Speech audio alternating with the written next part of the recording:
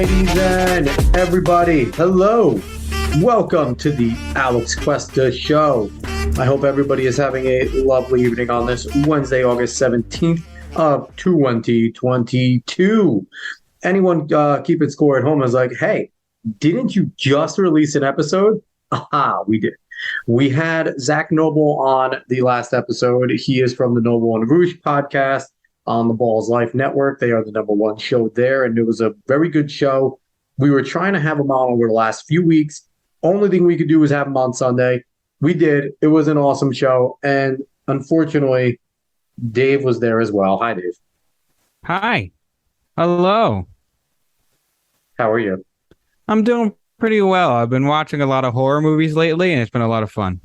Now, when you say horror movies, you mean like old school B-list horror movies, YouTube movie like stuff? Like, what are you talking? Because the horror genre is gigantic. Right now, I'm going through some more older movies. In fact, you're watching it on Shudder, right?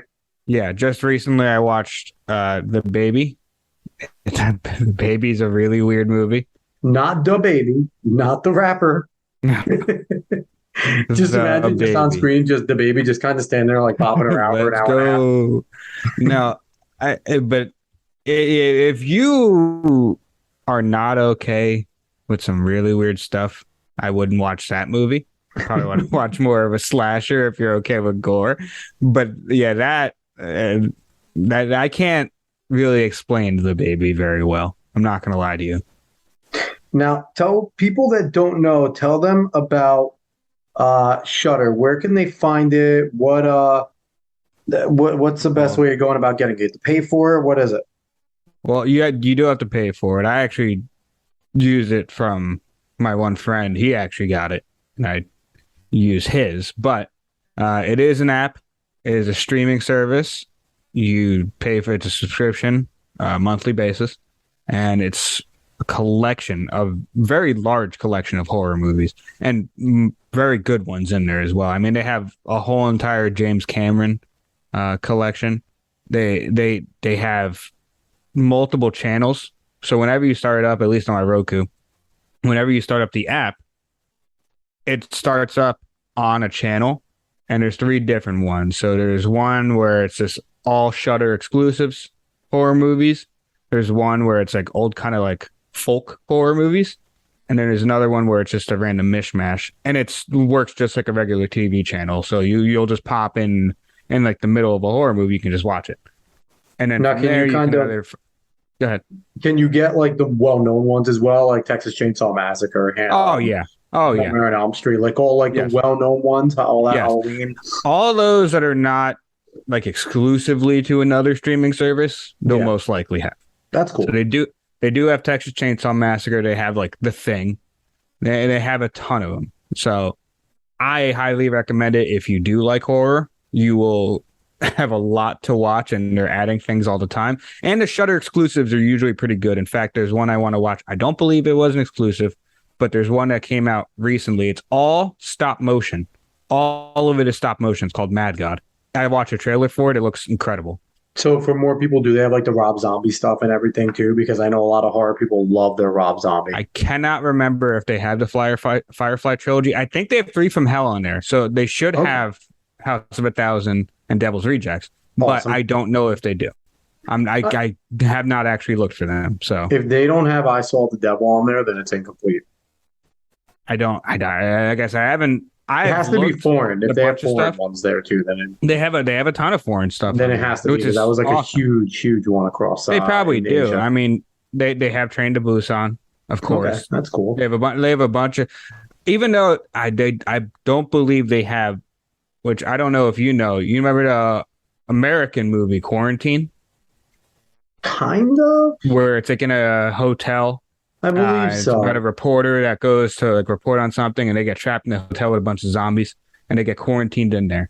They always get trapped. Yeah, just don't go into buildings. But that's an American movie that was based off of, I believe, a Spanish movie called REC, Recording Rec, which is much better. But I don't. And all of them are based off the COVID-19 pandemic, creating a bunch of zombies that just want to wear masks and listen to. Anyway, so that's Shudder. We gave a free promo to the Shudder app. If you like horror and stuff, it's it sounds cool if you're into that and you want to watch all the time. I like horror. I don't like horror that much. I'm not going to watch it all the time in my free time. I also have two young kids, so the only time I would have to do it is at night. Start them young. No. Anyway, before we get going into the fun stuff, like, share, follow, subscribe, rate 5 stars on Spotify and iTunes. Spread this word of mouth. Find us on the socials. Go search the Alex Cuesta Show. So, as we got horror out of the way, I had to do more promoting. There is a new show on the Opinions Podcast Network. We're actually officially a network, I guess, again. All the other shows kind of disappeared, and it was only the Alex Cuesta Show. But we now have another show on the network. It is called Talking in Ovals. It is myself, and it is Dave Hyatt, one of my former coaches. I can't get away from the name Dave. But we're there, and as the name suggests, Talking in Ovals, we're talking track and field, throwing, jumping, the whole world of athletics, marathons. We're having fun. We're both track people. I ran track. He coached and ran. I coached. And we just like talking about the sport. And we know there are millions of people out there that participate, and there's a lot of fans of it. So we're trying to connect everybody to it. So go check out Talking to Ovals. We try to release on Tuesdays. So go look for us mostly on Tuesdays. We should be out. We just had our second episode with a great guest, Mike Rudd. He's a runner from UConn. He ran 145 at the 800. He's finished 6th at Worlds at one point in indoor. He's super talented dude, a great show. Go listen to that. Dave, I'm not even going to ask you if you listen to it, because not only are you not a big track fan, you don't listen to anything I put out. You rarely do. You are my worst fan of all time. You're not a very good person, Dave. I mean, I only listen to so much, man. And I'm not talented enough to be in that group. No, you are. I just only listen to so much. That's him trying to be nice and lying while we're recording. But anyway, so we're going to get into the stuff. We're going to go back and do a little more of our, I don't know if you want to call them roots. Maybe not, because Cuesta Dos wasn't just this, but something we've talked about a lot, politics. We are jumping headlong, heavy into politics. Dave, I think we're waiting on one of the most important political moments of the year when Jesse Kelly drops the hottest woman in Congress, a bipartisan list. Lauren Boebert is the reigning champion of that list. I think AOC was in the top 3. I wonder if Lauren Boebert can hang on to it. Dave, do you have any odds right now? Who do you think is going to be the hottest woman in Congress? Because there's some runners. There's some good runners. There's Boebert. There's AOC. There's what do you call it? Ilhan Omar is in the running. It doesn't matter. She loves her brother more than anybody else. Who can you see? Do you think there's anyone that's breaking in right now? I haven't paid enough attention to newcomers, so I do not know if there's many that are like actually breaking through to the top of the field here. I'm going to throw a wrench into next year's, because Sarah Palin just won her primary in Alaska to enter in to try and win their sole seat for Alaska in the House of Reps. If Sarah Palin gets in, I mean, she had the MILF vibe when she was running for VP. Do you think that she jumps right near as a contender for the top of that list if she gets into Congress coming next year? I don't know.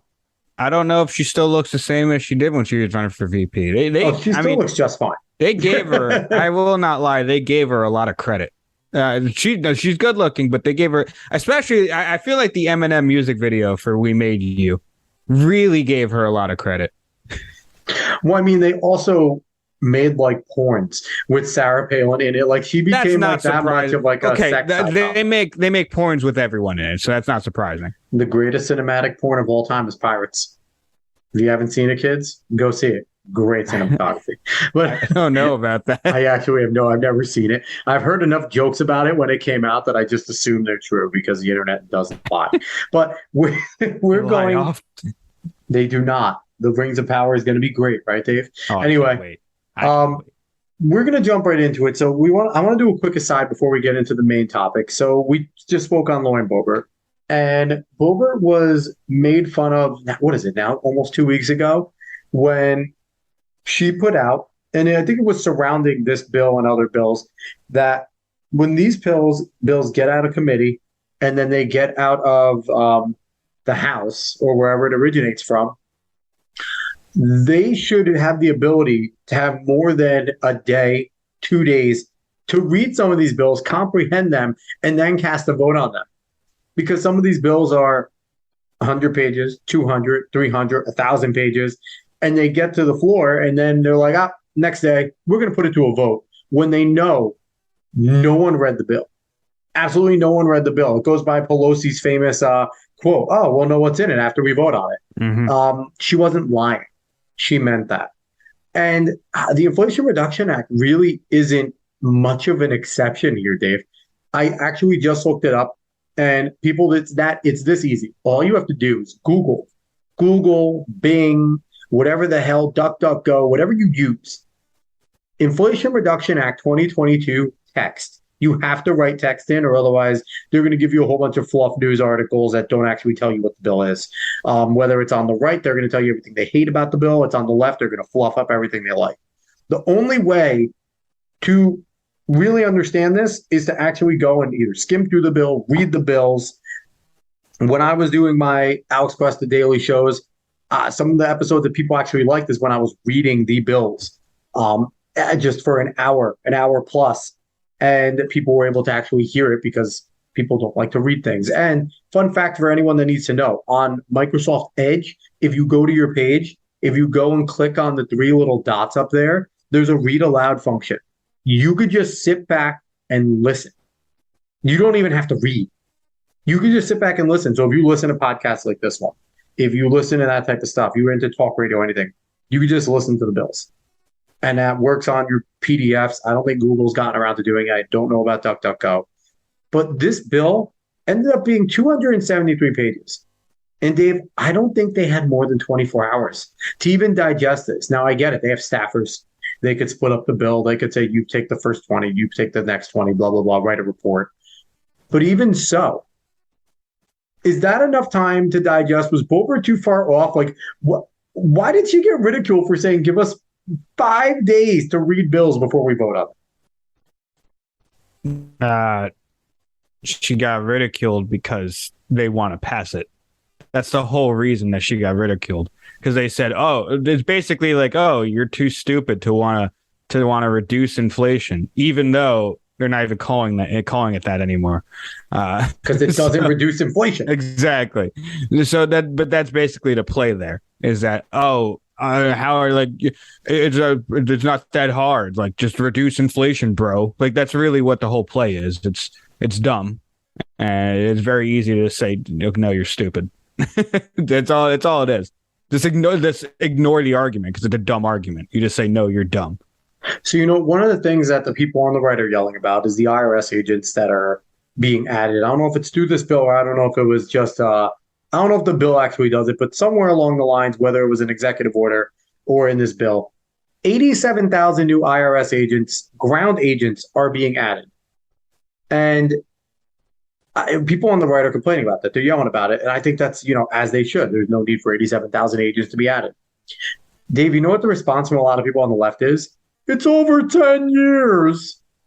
Is 8,700 agents a year any better, Dave? Is it really no? Is that an effective rebuttal? No, it's not.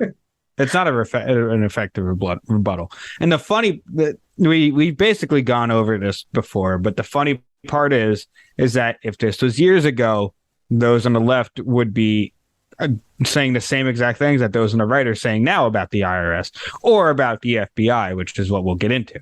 But they would be saying the same exact things that are being said right now by the right. And I have to say this, and it's not true for everything. It isn't true for everything. But for a lot of things, the non-establishment right has stayed fairly consistent. Whether it's been through talking about the FBI, whether it's been talking about the IRS, whether it's been, just government agencies in general. Years ago, people on the right would have been like, yeah, no, fuck the IRS. It doesn't need to expand. Mm-hmm. There would have been a little bit of a concert there where the people on the left have been like, yeah, we don't need any more of these people. And it would have been kind of like that weird, aha moment. And then Congress wouldn't have done it. Because that's what happens. Whenever they see any sort of aha moment and people actually coming together, they're like, can't do that. Got to keep rifted apart. Throw this one away. So I don't know. if you have time, go listen to the Inflation Reduction Act. Like I said, 273 pages. It'll probably take a while to listen. Um, the text isn't insane. It's legalese nonsense. It's all written in legalese nonsense. I will warn anybody going to read it. It's tedious, but at the same time, it's worth taking the time. So next time you talk to somebody and they want to tell you, "Well, I read that CNN article," or "I read whatever," you could be like, "No, I read the bill, you moron.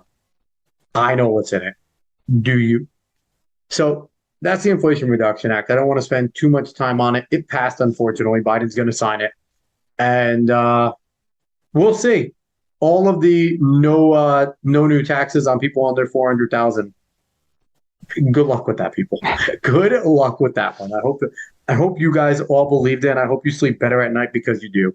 You morons. Anyway, so we're gonna jump into the next topic, and this one should probably send the shiver up everyone's spine. I'm not gonna lie. This might be one of the marks in history that we're going to remember if the United States changes for the way that it's going to and goes down the road that it will go if the left has its way. Last week, almost 2 weeks ago now, the FBI raided Trump's home in Mar-a-Lago. Trump was not there, but they raided it. They took a whole bunch of stuff. They took his passports, which he claimed that they did 8 days after the raid. They said they didn't. They called him a liar, and then they returned them to him. But this is yeah. And all the lefty news sources ran to the aid and said, "They didn't do that." And then he returned them, and they were all quiet. But which has happened significant amounts throughout his presidency. They yell to the rooftops. They say they got him. He did this. He says, "You're all fucking liars." And then they get caught in their lie, and they don't even redact. They just move on to the next one. But yeah, so that happened. I don't know. I don't know if people realize the gravity of this. And I know people that hate Trump are like, "Oh, they're finally going to get him. He's a criminal. We knew it." If he's a criminal, get him.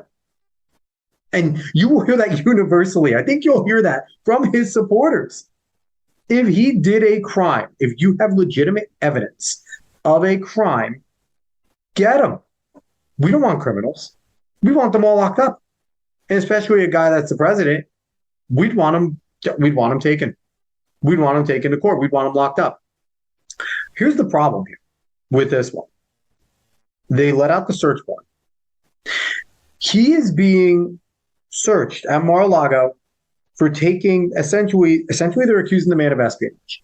The acts that they are accusing him of in the warrant are 18 U.S. Code 739-2071-1519. You can look all those up. Law Cornell has the writings of them, all of them. Some of them are shorter, some of them are longer, not very long, any of them.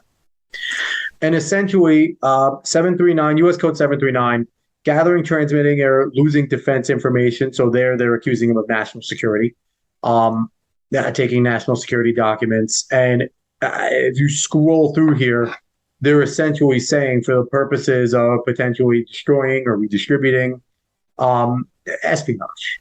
They're right in here, they're accusing the man of espionage. And then the next one, concealment, removal, or mutilation generally. This is the nonsense that they're trying to say where staffers were flushing documents down the toilet, which did not happen. It did not happen, people.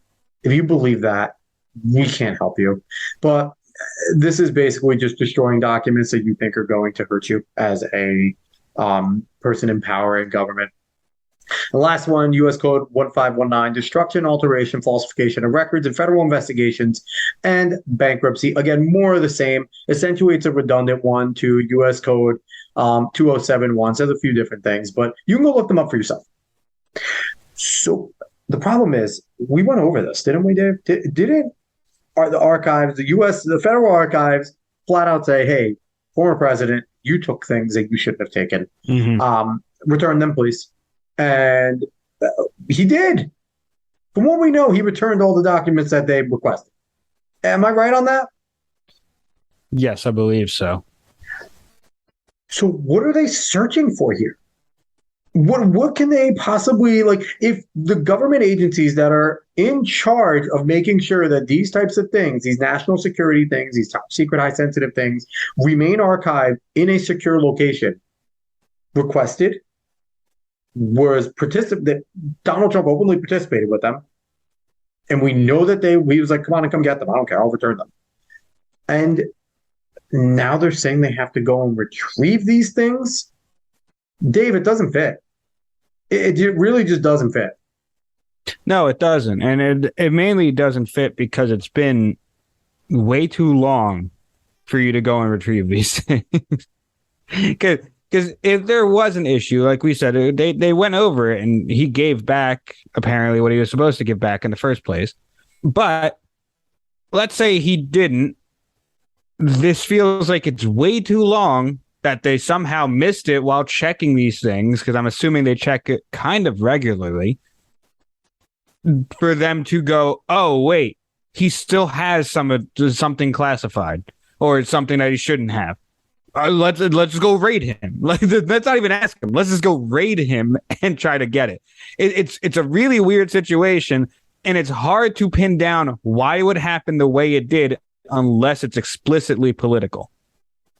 And, and this has to be, it's approved by Merrick Garland, obviously. The DOJ, the FBI works for the DOJ. And Dave, I can't see this as much more than Merrick Garland kind of responding to all the left criticism, because I don't think anybody on the left has been criticized lately more than Merrick Garland. He's not doing his job. He's not getting them. We have him.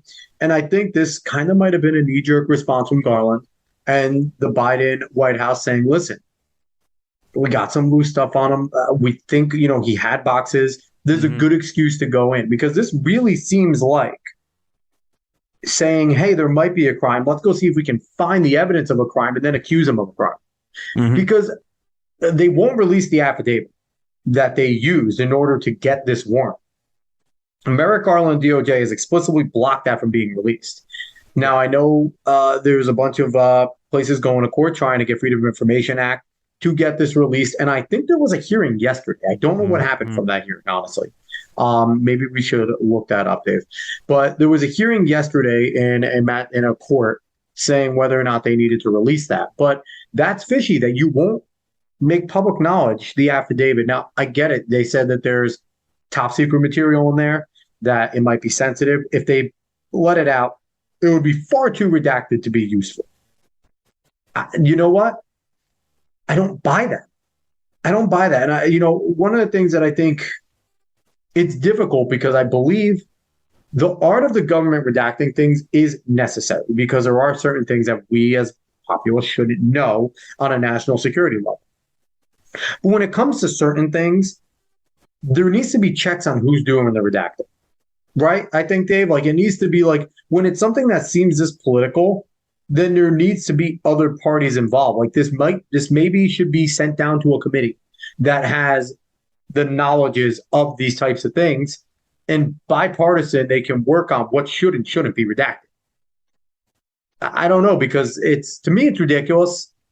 And this really stinks of what third world countries do and what fascist, communist dictators do to eliminate their political rivals, because they want to yell and complain that Trump tried to get Biden to not run, to get Hunter in trouble with Ukraine because he was so scared of him running. What is this, Dave?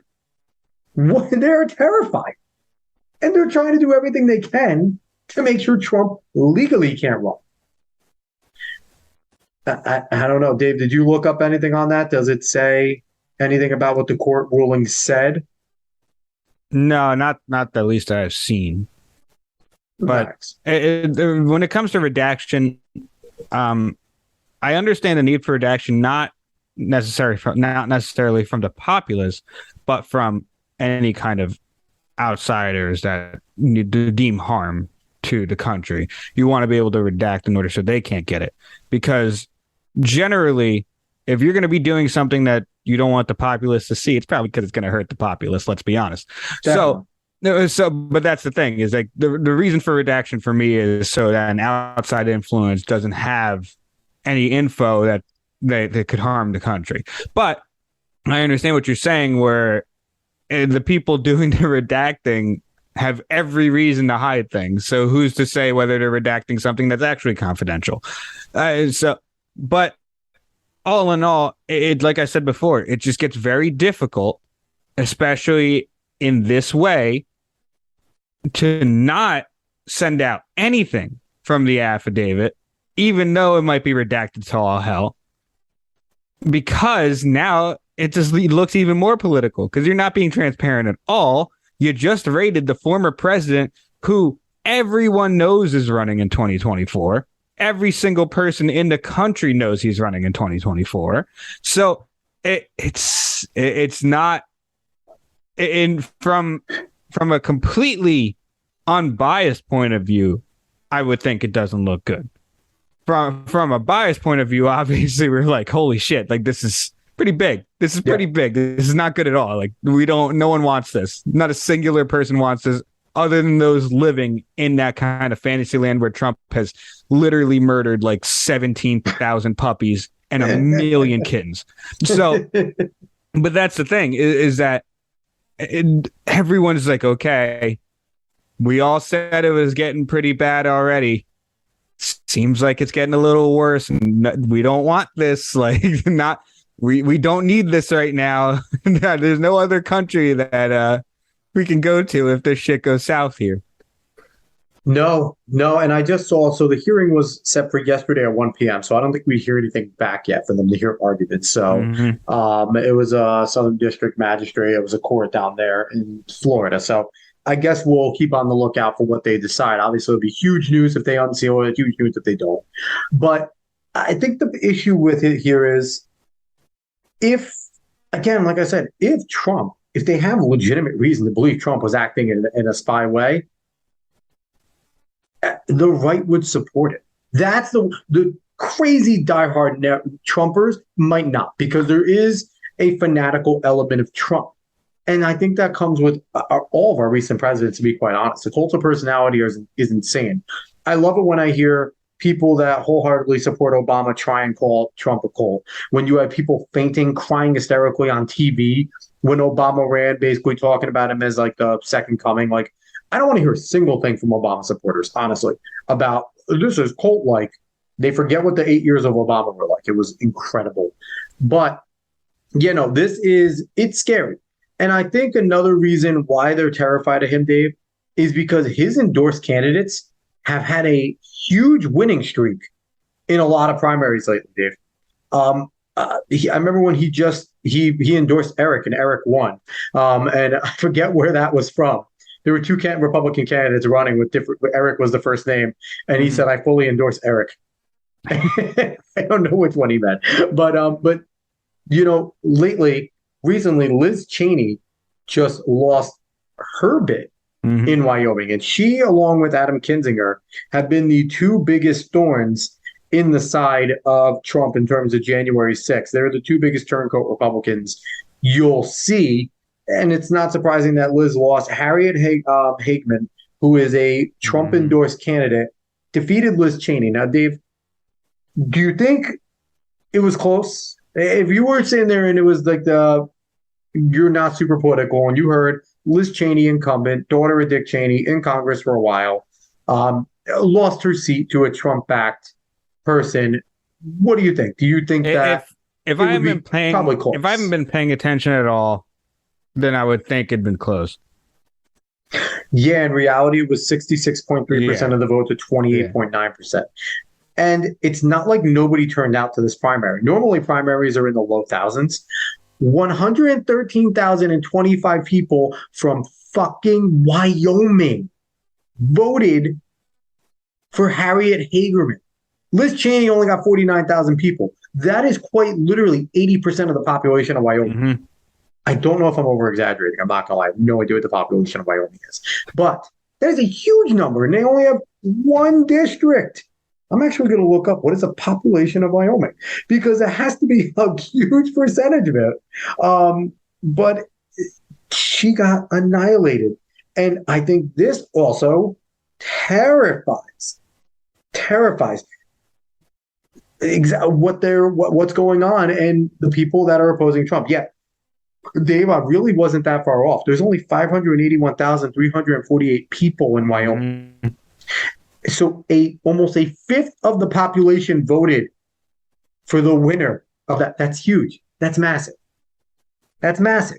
Yeah. So they are scared shitless of Trump. Liz Cheney losing is big because now she's not on the seats. She doesn't sit on the January 6th committee anymore. That's big because she made headlines of all of her Trump bashing. So now they're going to have to turn to Kinzinger. And nobody likes Kinzinger. Kinzinger is the Eric Swalwell of the right. Nobody likes him. He's like he looks like a douche. He talks like a douche. He acts like a douche. He's just a douche. So it's like nobody likes Kinzinger. He's going to sit there and try and make headlines, and it's not going to work. And there comes a point where you almost, I don't feel bad for them, but kind of feel bad for them. They deserve it. The Uniparty deserves it. The left deserves it. But it's like they are. It's kind of like, but I know where they were because for a long while, the right was flailing like this. They really had no message. They had nothing going. And it's like the left right now, like you're relying on saying that people that can change their mind at the drop of a whim over their sexuality are the most important people in the country. Like, I don't rely on them at all. Are you kidding me? I mean, the thing is, they made their bed. They have completely made their bed. They have decided where they wanted to be. I have no sympathy. I have no reliance with. There's nothing that I feel bad for Kinzinger or Cheney for at all. At all. You have not listened to your constituents in any way. That's why you got blown the hell out with a legacy name in your state. That's the whole reason why you got blown the hell out, because you're not listening. But here's the deal, Dave. You don't understand politics. You don't understand Liz Cheney. She's right there as a politician next to Abraham Lincoln and Ulysses S. Grant. That is true. That is. If you heard her conciliation speech, she essentially compared herself to those two individuals, saying, wrongly quoting that Abraham Lincoln's one of the founders of the Republican Party. He's not a founder. He's an early member, but he's not a founder. And I don't even know what she said. She said something about like that he lost small elections before getting the big one, hinting that she'd run for president. Please, you know what, Liz Cheney, run for president because you would take votes from the Democrat. You would take votes from Joe Biden at this point. Like no one on the right is voting for you. You would take the educated white women away from the left. Please. If she ran for president, that is the point where you make it as much of a reality show as possible in the primaries, because you will be raking in money with what Donald Trump does to Liz Cheney on a debate stage. Yeah, honestly. And it's like, I don't know, Jeb Bush, are you out there? Please call your girl. Yeb. Call Liz and be like, honey, you don't want to do this. Liz Yeb. That's the ticket. Oh, my God. Liz Yeb. Oh, please. Or Buttigieg runs and takes a Liz as his VP. No, I don't know. And she's like, I'll run as an independent. She'll run as an independent. And she'll do whatever it takes, like to make sure Donald Trump doesn't get in office. Like when your whole reality becomes stopping one individual, you're not a representative of the United States anymore. You've lost the plot. You've lost the plot. So I don't know, Dave. We are living in a scary, scary place. And anyone that wants to sit there and say, like, I don't know, you could say we're wrong. You could say you want. Just go look up your history. Political opponents getting removed by the current regime is a 101 tactic of dictators. It's a 101 tactic of concealing and consolidating your power. And it's, what are they trying to do? They're trying to get rid of Trump because Trump leads a whole revolution of a new form of right, a new form of conservatism that isn't scared to be openly conservative, that isn't scared to talk about their openly conservative values, and isn't scared to go in a coalition with the libertarians who are open now, with the anarchists on the right, the anarcho-capitalists, which I hate the second term, but those people who are open about it. They all like some form of traditionalism in different ways. but they all agree that it's significantly better than leftism. So they'd rather get in power and debate amongst each other because it's all what they want for the good of the country. Mm-hmm. They love individualism. Bottom line is, all the groups on the right, even the people on the left that have come over to the right, because they're just your traditional Democrats, they all agree with individualism, the American dream, the Bill of Rights, the Constitution as they are written, and they all agree if we don't like the way it's written, get a fucking amendment done. So, I don't know, November can't come quick enough. And honestly, the next presidential debates can't come quick enough if Liz Cheney wants to jump on stage. But we'll see. So, my question to you, Dave, if they banana republic the shit out of Donald Trump, is DeSantis the only hope? Yes, for right now, but I don't think that would happen. I honestly think everything that they're doing right now is going to be futile. I really do. I think it's all. I feel like it's all flailing at this point. All of it is flailing. And to be honest, I'm gonna say this right now: Trump is still our best option. For the main reason of this is the story arc that needs to end. It's the best way I heard it put.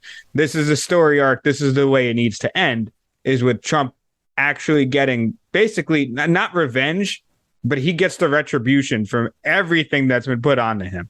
Every single time he's been found not guilty or even innocent of some things, because he's actually been found innocent of things, which is not always the case for people. So listen, I like DeSantis.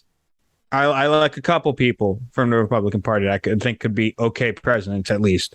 But overall, for me, it seems to be the best that Trump gets in there again, because no matter what you think of Trump, he wasn't this incredibly fascist populist guy that was going to turn the country into some terrible place. It didn't happen. It simply did not happen. He didn't even make the moves to have that happen. He said some stupid shit, no doubt, but he didn't make any of the moves to make that kind of change. And what you don't want is the person that will make those moves that'll come after Trump or after DeSantis if these things keep happening to the people that are just basically listening to their constituents.